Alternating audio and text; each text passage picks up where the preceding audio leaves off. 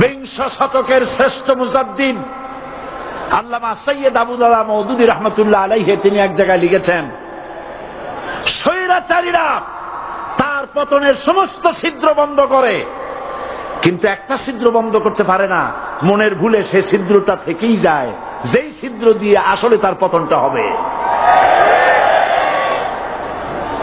ক্ষমতায় গিয়ে মনে করে চিরকাল ক্ষমতায় থাকবো। ভারতের প্রধানমন্ত্রী পণ্ডিত জওয়াহরলাল নেহেরু রাঁচি পাগলাগারদে গিয়েছেন, মেন্টাল হসপিটাল।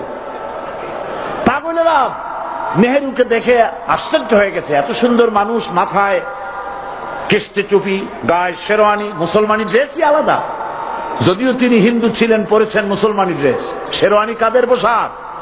কাদের পোশাক?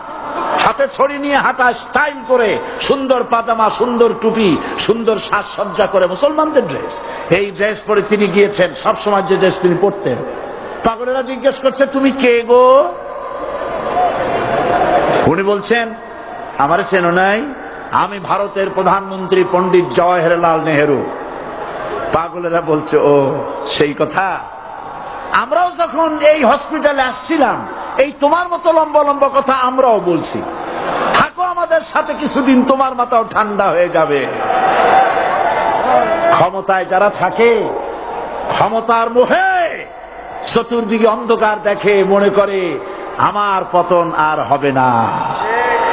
কিন্তু তোমাকে বুঝিবে যে গোকুলে বাড়ি শেষে গাড়ির চাকা সব সময় উপরে থাকে না। গাড়ির চাকা সব সময় উপরে থাকলে গাড়ি তো চলবেই না, গাড়ির চাকা ঘোরে বলেই তো গাড়ি চলে। সুতরাং এই উপরে তোমার চাকা উপরে এখন আছে বলে, তোমার দলের চাকা উপরে আছে বলে যারা মানুষের উপরে জুলুম করছো, আলেমদেরকে ধরতেছো, মুসল্লিদেরকে ধরে ধরে জেলে ঢুকাচ্ছ, সময় আসবে এমন ইন্দুরের গর্ত অপমানা পালাবার জন্য।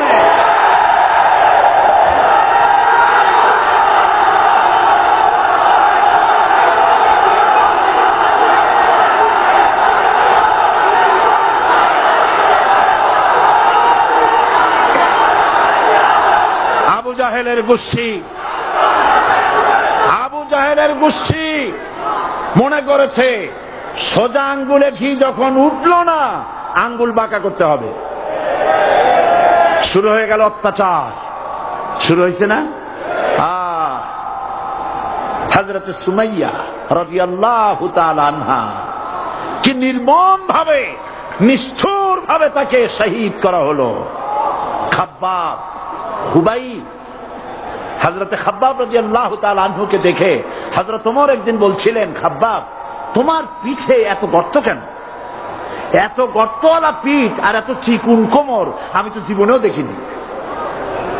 হযরত খাব্বাব বলেছেন, ওমর জানো না, ইসলাম কবুল করার অপরাধে, কালেমা পড়ার অপরাধে কাফির বেঈমানেরা আমাকে মারধর করেছে। যখন আমি তাদের মারে কালেমা ছাড়ি নাই, তখন আগুন জ্বালায়া আগুনের আংটার উপরে, আংটা আগুনের উপরে আমাকে চিৎ করে শোয়ায়া, আমি যেন নড়াচড়া করতে না পারি সেজন্য আমার বুকের উপরে পাথর চাপা দিয়া রেখেছে। আগুনে গোশত পুড়ে পুড়ে আগুন ভিতরে ঢুকেছে, গায়ের রক্ত আর চর্বি গলে গলে পড়ে আগুনগুলো নিবেছে। ওই পিঠে যে গর্ত হয়েছে আজও পর্যন্ত সেই গর্ত মিটে যায় নাই। হযরত খাব্বাব রাদিয়াল্লাহু তাআলা আনহু বলছেন, বুখারী শরীফে হাদিসে ভাবে এসেছে, ওয়ান খাব্বাব বিন আরিত রাদিয়াল্লাহু তাআলা আনহু আন্নাহু قال شكونا إلى رسول الله صلى الله عليه وسلم وهو متوسد بردة له في ظل الكعبة। আমি গেলাম রাসূলুল্লাহর কাছে, যে দেখি হুজুর বাইতুল্লাহ শরীফের ছায়ায় আরাম ফরমাচ্ছেন। আমি কাছে গিয়ে বললাম, আলা তাস্তানসিরু লানা আলা তাদউ লানা ইয়া রাসূলুল্লাহ, হে রাসূল আপনি কি আমাদের জন্য দোয়া করবেন না? আপনি কি আমাদের জন্য আল্লাহর কাছে সাহায্য প্রার্থনা করবেন না? মার খেয়ে খেয়ে তো শেষ হয়ে গেলাম। শুনতেছেন আপনারা? আল্লাহর নবী উঠে বসলেন, বললেন, খাব্বাব শোনো, তোমাদের আগে যারা এই পৃথিবীতে এসেছিলেন দ্বীনের দাওয়াত দেওয়ার জন্য, সমকালীন রাষ্ট্র শক্তি তাদেরকে ধরত, ফায়ুখাজুর রাজুলু ফায়ুহফারু লাহু ফিল আরদ, তার জন্য তারে ধরে নিয়া মাটির মধ্যে গর্ত করত, ফায়ুজআলু ফিহা, এরপরে সেই গর্তের ভিতরে তাকে কোমর পর্যন্ত গেড়ে দিত। সুম্মা ইউতা বিল মানশার, এরপরে করাত আনা হতো, ফায়ুদাউ আলা রাসিহি, এরপরে করাতটা মাথার উপরে রাখা হতো, ফায়ুজআলু নিসফাইন, এরপরে করাত দিয়া চিরে চিরে জীবিত মানুষটাকে দ্বিখণ্ডিত করে ফেলে দিত। মা ইয়াসুদ্দুহু যালিকা আন দীনি, এত কষ্ট দেওয়ার পরেও, এত জুলুম করার পরেও দ্বীনের দায়ীদেরকে এক চুল পরিমাণ আল্লাহর রাস্তা থেকে তারা সরাই দিতে পারে নাই। ওয়াল্লাহি, ও খাব্বাব, আমি আমার আল্লাহর নামে কসম করি। মুসলমান কে কসম করতেছে? আল্লাহ রাসূল। আমি আমার আল্লাহর নামে কসম করি, ওয়াল্লাহি লা ইউতাম্মান্নাল্লাহু হাদাল আমর হাত্তা ইয়াসির রাকিবু মিন সানা ইলা হাযরামাউত। সেদিন বেশি দূরে নয়, ইয়েমেনের রাজধানী সানা থেকে শুরু করে সৌদি আরবের হাযরামাউত পর্যন্ত হাজার হাজার মাইল, এই দীর্ঘ পথে যুবতী নারী তার সৌন্দর্যের পশ্চা নিয়া, আর ধনাঢ্য ব্যক্তিরা সওদাগরেরা তাদের টাকা পয়সা নিয়া একাকে নিয়ে অথবা দলবদ্ধ ভাবে মানুষেরা যাতায়াত করবে। লা ইয়াখাফু ইল্লাল্লাহ, মানুষের মনের মধ্যে কোনো ভয় থাকবে না। এমন একটা সময় আসবে, ওয়ালাকিন্নাকুম তাস্তাজিলুন, অথচ তোমরা বড্ড তাড়াহুড়ো করছো। তাড়াহুড়ো করো না, অপেক্ষা করো, ধৈর্য ধরো, মার খাও, জেলে যাও, শহীদ হও, আল্লাহর রাজ কায়েম হবেই হবে।